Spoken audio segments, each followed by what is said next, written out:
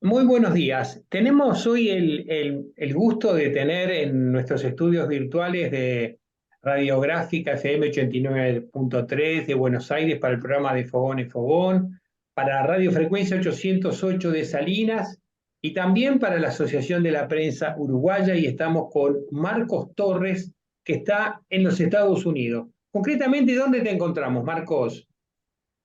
En New Jersey. New Jersey. ¿Hace mucho que vivís Justo, allí, justo enfrente Marcos? de Nueva York. Sí, hace años que vivo aquí. Vivo en una pequeña ciudad donde casi todo el mundo habla castellano. ¿Desde Bueno, cuándo? castellano con sus matices latinoamericanos. Marcos, ¿y estás trabajando? ¿Estás jubilado? ¿Qué? ¿Cuál es tu actividad hoy? Estoy trabajando. Contanos, ¿en qué? Escribo y además hago consultas. Justamente a partir de algo que escribiste en este fantástico catálogo que ha salido ahora en Montevideo con la exposición, con 5 muestras que se están dando en 5 museos. Hay un texto tuyo que justamente era por la razón un poco que queríamos charlar contigo. Eh, bueno, para empezar, vos sos nieto de Joaquín Torres García. Sí, Bien, efectivamente. qué legado importante. ¿Verdad que sí? Bueno, Poco problemático el legado de un genio cuando uno es una persona muy normal. bueno, contame un poquito de este texto que elaboraste para este catálogo. Bueno, el texto este se centra en una serie de situaciones que me ha tocado ver a través de las décadas y a través de los estudios y de mi práctica laboral también a través de las décadas. Es decir, cuando era adolescente, le pedí a mi primo Demian Díaz que me diese alguna orientación sobre el estudio de la psicología, y entonces él me pasó algunas obras de psicoanálisis y yo estaba interesado en la pintura tibetana. Y entonces le pregunté si sabía algo de mandalas, y sí, me pasó un libro de Jung sobre mandalas que, si no me equivoco, era Psicología y Alquimia. Y empecé ahí a estudiar la obra de Jung. Y entonces, y seguí pintando.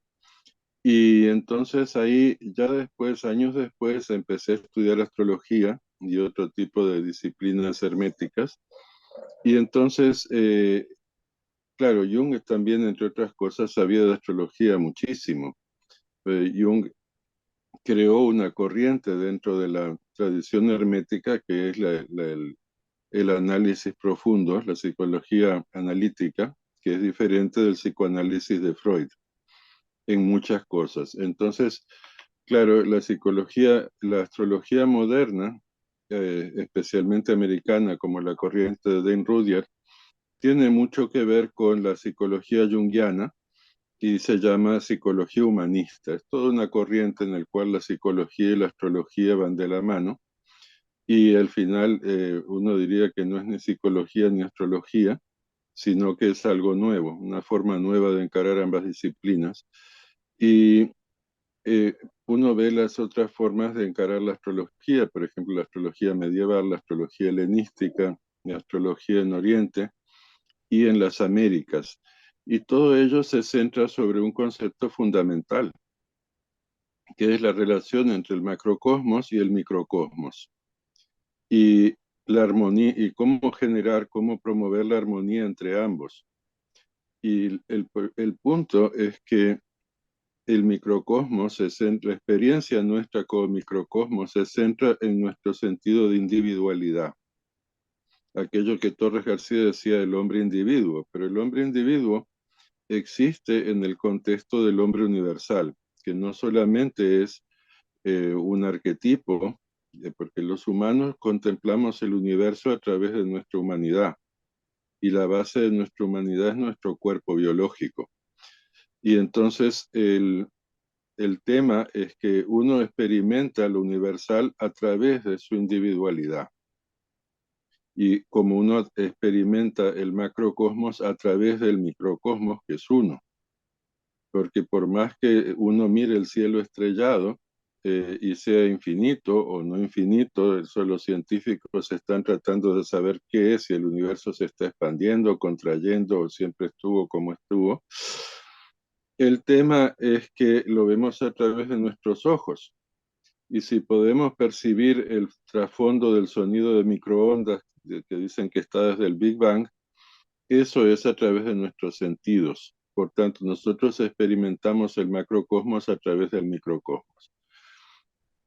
Y Jung hace un énfasis grande en eso a través del tema del proceso de individuación. En realidad, la psicología de Jung pertenecería a un conjunto de psicologías que yo lo llamaría las psicologías de la individuación, entre la cual usted puede poner la escuela de Maslow, Abraham Maslow, Jung y muchas otras escuelas contemporáneas que centran el punto de gravedad de la psicología, el centro de gravedad, no en que la persona tenga las tuercas flojas, sino en cómo se consigue que una persona llegue a la plenitud de quien es, a través no solo de corregir sus problemas psicológicos o sanarlos, sino de realizarla integralmente sus potenciales.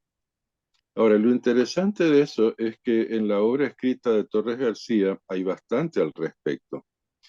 Y hay un tema interesante referente a Torres García, quien fue uno de los humanistas más importantes de Uruguay en la primera mitad del siglo XX, y es que se lo conoce muy poco por dos criterios fundamentales. Uno es porque su obra es difícil de conseguir, y dos, porque mucho de su obra del periodo catalán está precisamente en catalán.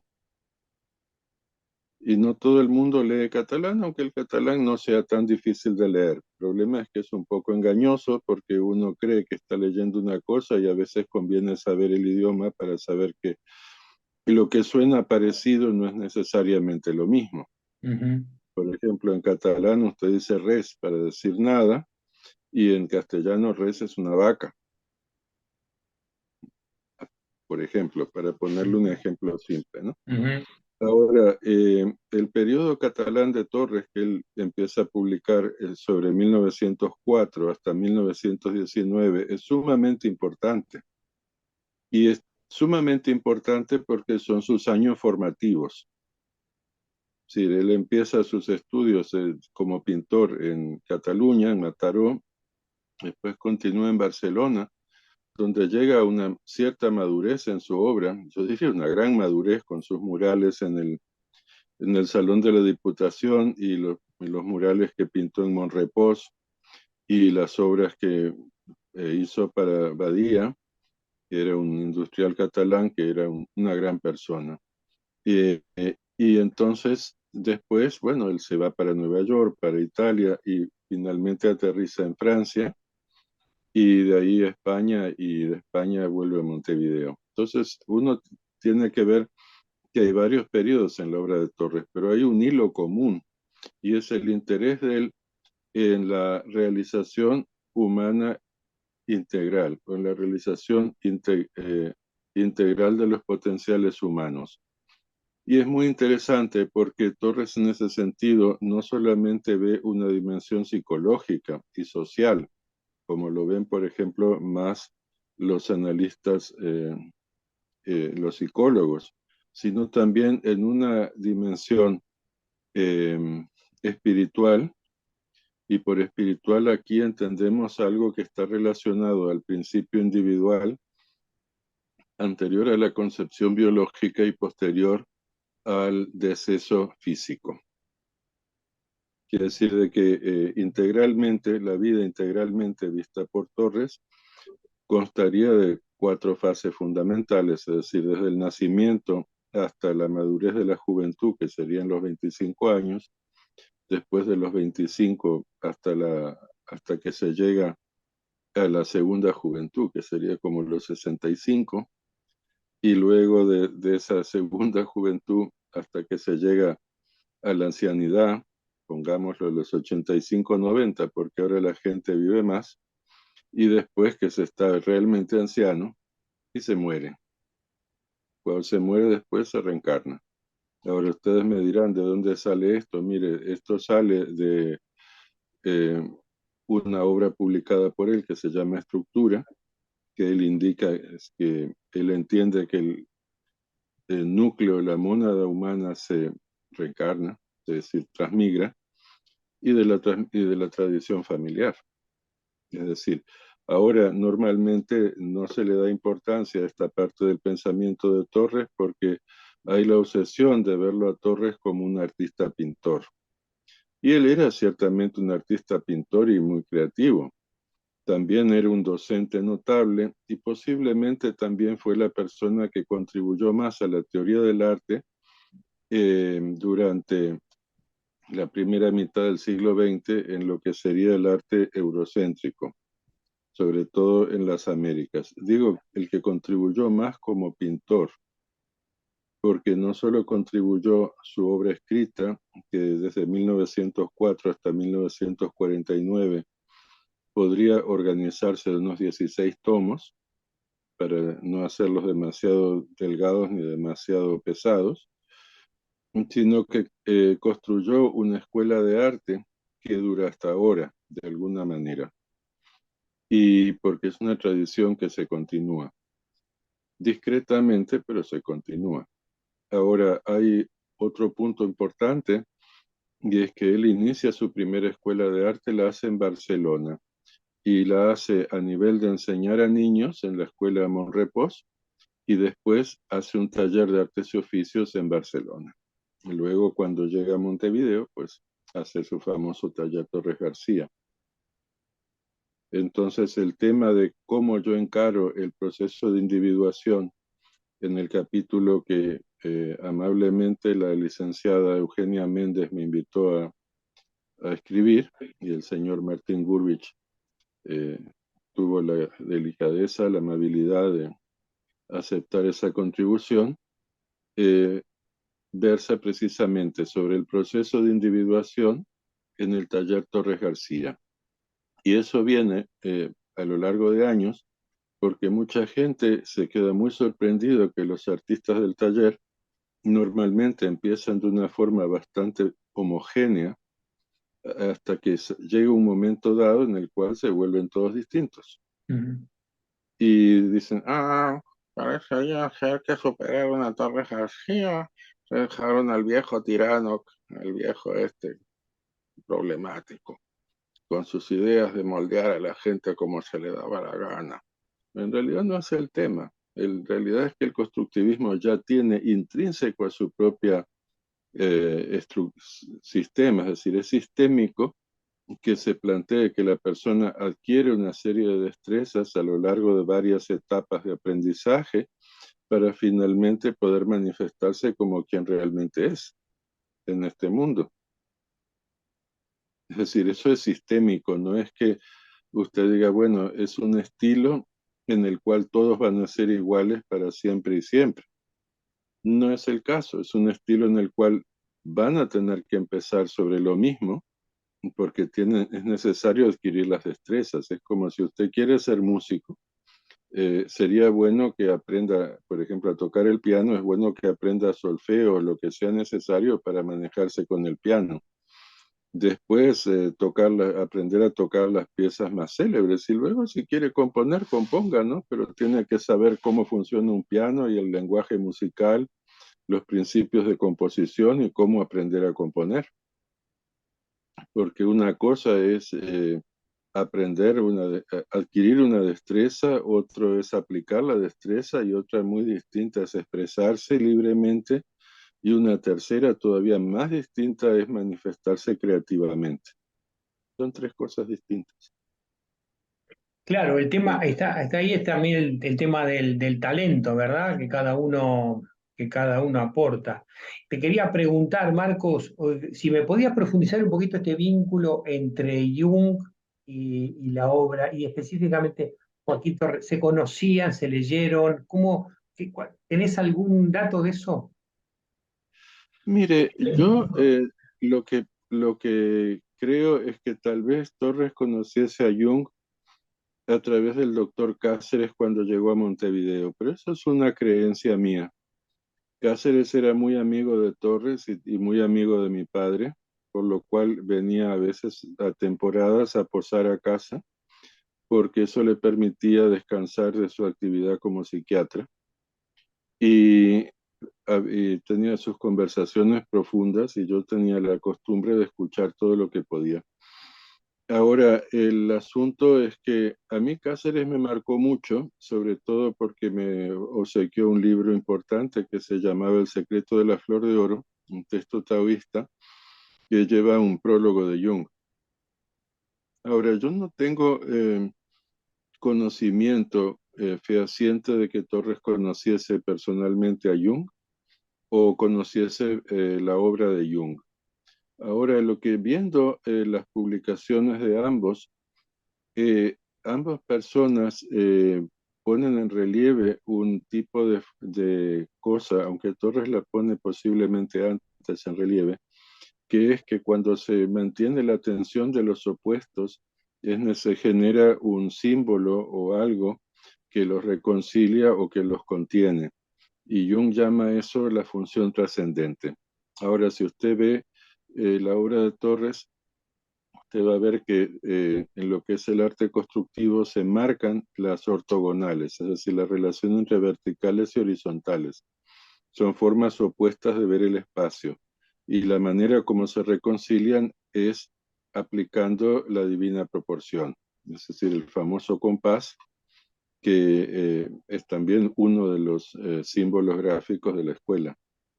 Ahora, si usted me dice si se conocían, no tengo noticia que se hubiesen encontrado, aunque eran coetáneos.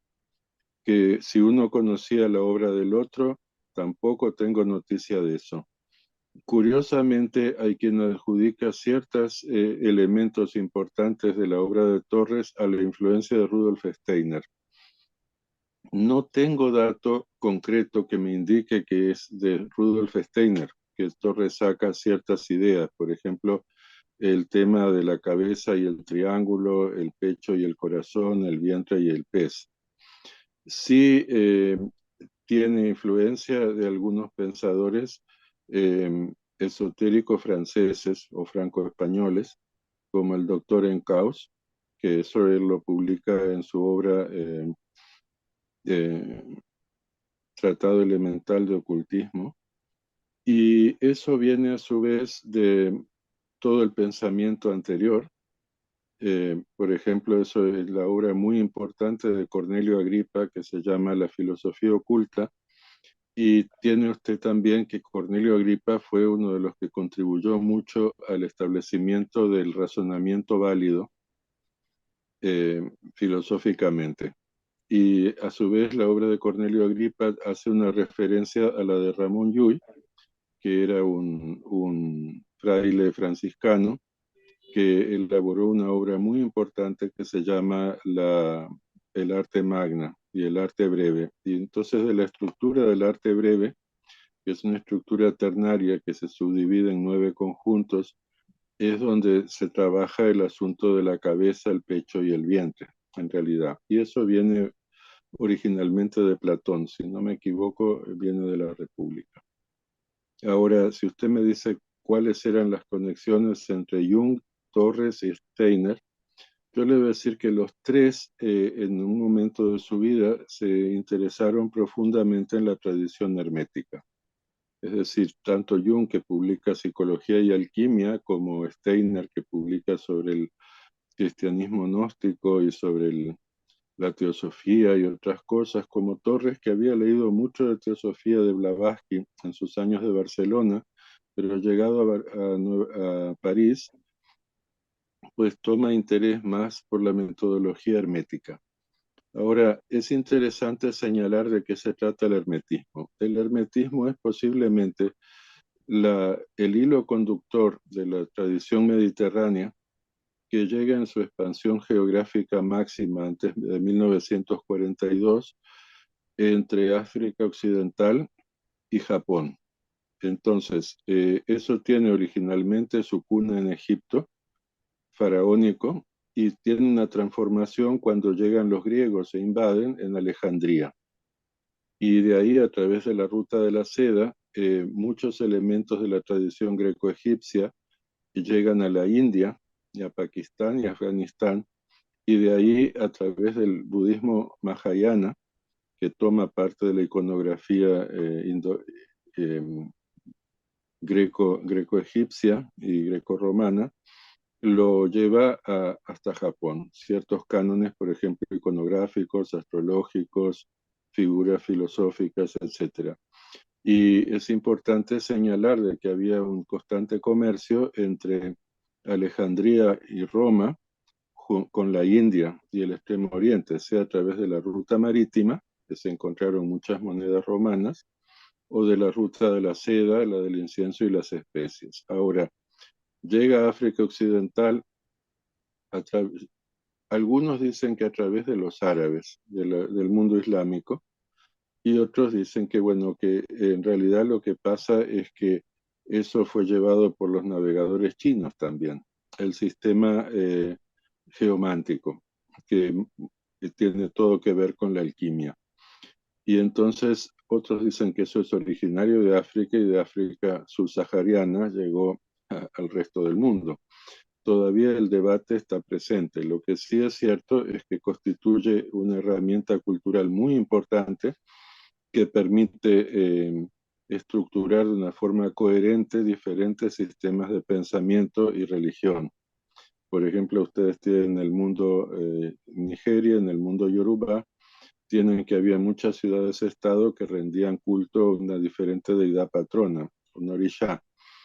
Pero llegado el momento, a través de la estructura geométrico-matemática de Ifá, consiguen armonizar todo eso en una corriente única, y esa corriente de alguna manera se transforma en una serie de otras religiones a través de la diáspora de los africanos por concepto de secuestro y esclavización, del que fueron objeto tantos de ellos. Y entonces se forma una familia religiosa que ustedes tienen en Uruguay y Argentina, el Batuque, Candomblé, también Batuque en Brasil y Candomblé, y luego tienen un banda y quimbanda, y después cuando llegan al Caribe tienen la santería, palo, vudú, y así sucesivamente. Y esas religiones tienen un sincretismo interafricano, inter de la misma etnia, y a su vez con la de otras etnias, como por ejemplo indígenas y por ejemplo con el catolicismo romano. Ahora, ¿cuál es la importancia de toda esta larga disquisición geográfico-histórica? Una es muy simple. ¿Por qué Jung se parece tanto a Torres y Torres a Jung si no se conocían ni conocían la obra uno de otro? La razón es simple, porque reflexionaban y trabajaban sobre una misma tradición antigua, que es la tradición que es la base subterránea o no tan subterránea del pensamiento centrado en el horizonte cultural mediterráneo. Así usted puede encontrar que las corrientes herméticas estaban muy presentes en la Iglesia Católica, por ejemplo en la obra de Tomás de Aquino, de Alberto Magno, de Ramón Llull, y en la obra de los renacentistas como Pico de la Mirándola, Marsilio Ficino y después Giordano Bruno, gente que con la iglesia tenía una relación un poco complicada. Y cuando se llega a la modernidad, usted los tiene, por ejemplo, a Isaac Newton y a Robert Flood y a una cantidad de otros científicos, que Isaac Newton y Elias Ashmole fueron muy importantes en la sociedad científica, la Royal Society.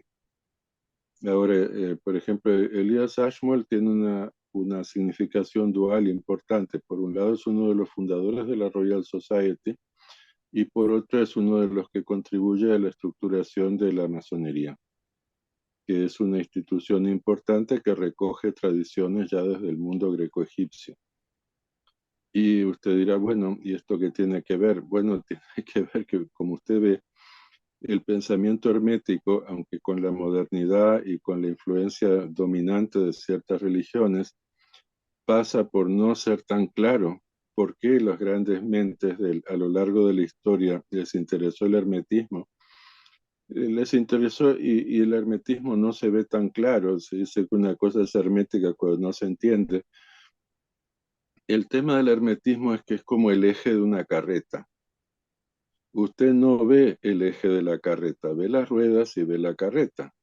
Pero si no hubiera un eje que mantiene a la carreta arriba de las ruedas, no habría carreta, tendría una caja y dos ruedas.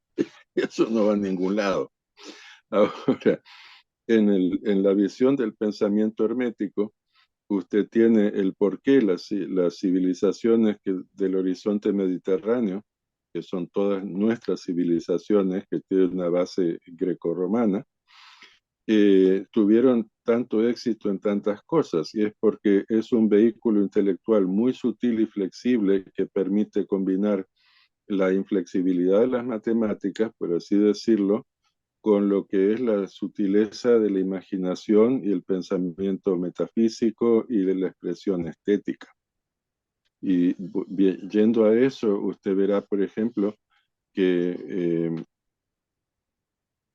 muchos de los artistas de la vanguardia, por ejemplo, Klee, Kandinsky, Chagall, Van der Gloe, Van der Gloos, todos estos tenían interés en esos temas metafísicos. Y es muy lógico, porque el arte lo que muestra es un mundo imaginal, sea imágenes auditivas como en la música, o imágenes visuales como en la pintura, o tridimensionales como en la arquitectura y la escultura.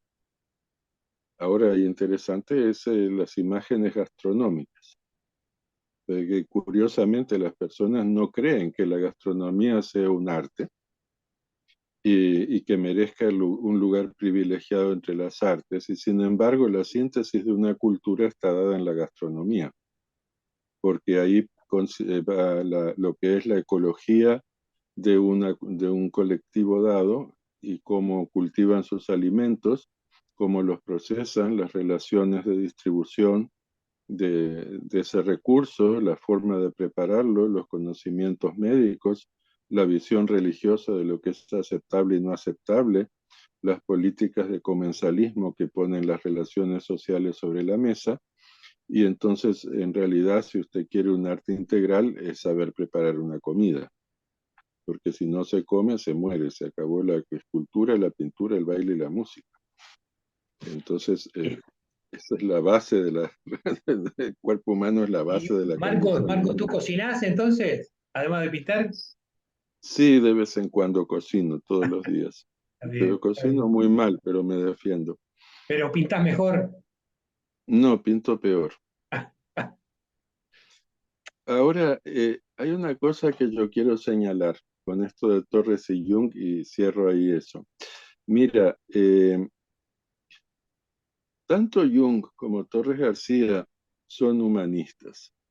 Jung, Torres García, Steiner son humanistas. ¿Y a qué me refiero por humanistas? Bueno, en el Renacimiento hay un cambio referente a lo que era la Edad Media, que era una visión teocéntrica estructurada por una religión oficial, que era la Iglesia Católica de ese momento, que estaba entretejida con el Estado y por tanto era la visión oficial de la realidad. Y era teocéntrica en el sentido que estaba centrada alrededor del concepto de Dios que la Iglesia había construido a través de la obra de sus teólogos, algunos de ellos genios auténticos como Tomás de Aquino o como Agustín de Hipona. Ahora, cuando se llega al Renacimiento y con todo lo que se consigue de Bizancio, y los bizantinos empezaron a fugarse de ahí los sabios antes que los turcos conquistaran Bizancio, y con el descubrimiento, el llamado descubrimiento de América, porque había otra gente que estaba en América antes, eh, pasan dos cosas. Una, que se fractura la visión del mundo que tenían, y dos, que se amplía el horizonte. Entonces ahí pasa a haber un cambio en el punto de gravedad. Y entonces el hombre empieza a ser el centro del universo. Como lo decían los griegos, el hombre es la medida de sus obras y la medida para sus obras. Entonces ahí hay un cambio profundo en el cual la persona, los humanistas de alguna manera aspiran a encontrar la trascendencia a través del conocimiento profundo de la condición humana y su realidad trascendente. Ahora, en ese sentido, uno puede decir que tanto Torres García como Jung son humanistas. Y Torres García llegó al punto que él elabora toda una visión, toda una cosmovisión y una visión metafísica, mística y pragmática, centrada en el concepto del antropos, que sería el hombre arquetípico, en la Cábala sería el Adam Kadmon, y sus varias dimensiones. Por ejemplo, el hombre universal y el hombre individuo. El hombre eterno, que es el principio individual que va transmigrando, y el hombre que pasa, es decir, nuestro ser biológico. Luego usted tiene el macrocosmos y el microcosmos. Y luego tiene el hombre abstracto y el hombre real.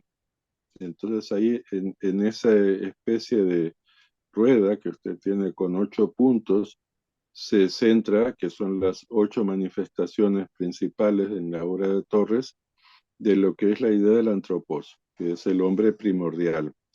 Y en realidad hay un capítulo de universalismo constructivo que se llama antropomorfismo, que trata precisamente sobre ese tema, y en el cual dice que nosotros vemos el universo a imagen y semejanza nuestra, porque lo percibimos a través de nuestras posibilidades y limitaciones. Y ese concepto es muy antiguo, se encuentra en Grecia antigua también, se encuentra en Alejandría, y con ese nombre, antropos.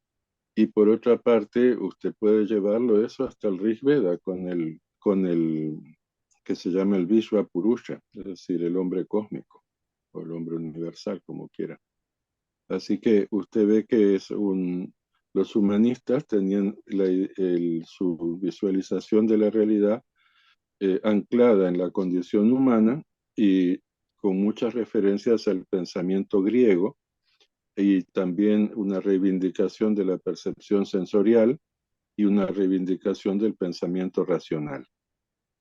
Entonces usted encuentra todos esos elementos en muchas corrientes humanistas, no hay una sola corriente, usted tiene la corriente renacentista, tiene las corrientes modernas, de las cuales son herederos las concepciones legales contemporáneas, tiene también lo que son, por ejemplo, las corrientes de psicología humanista, tiene el humanismo cristiano, el humanismo marxista, tiene humanismos por todos lados.